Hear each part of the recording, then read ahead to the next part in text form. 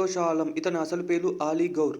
మళ్ళీ మొఘల్ చక్రవర్తుల్లో ఎక్కువ కాలం సంవత్సరాల పాటు పరిపాలించిన వ్యక్తి. ఇతను బీహార్లో తన పట్టాభిషేకాన్ని జరుపుకున్నాడు. ఇతని కాలంలో జరిగిన ముఖ్య యుద్ధాలు: బహదేర్ యుద్ధం 1759, మూడో పానిపట్ యుద్ధం 1761, బాక్సర్ యుద్ధం 1764. 1765లో జరిగిన అలహాబాద్ సంధి షరతులను రెండో షా ఆలం అంగీకరించాడు.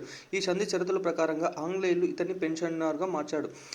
రెండో అక్బర్ ఇతను ఆంగ్లేయులు సంవత్సరానికి 11,50,000 పెన్షన్ రుణభారం ఇచ్చేవారు. పెన్షన్ పెంపుదల కోసం ఇతను రాజారాం మోహన్ రాయ్ రాయబారిగా ఇంగ్లాండ్కు పంపాడు.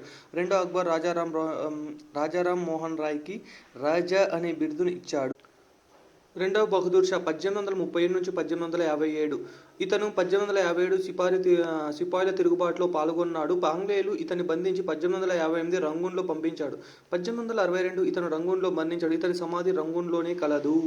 రెండో బహదూర్ షా వచ్చేసి భారతదేశపు చివరి చక్రవర్తి. రెండో బహదూర్ షా జఫర్.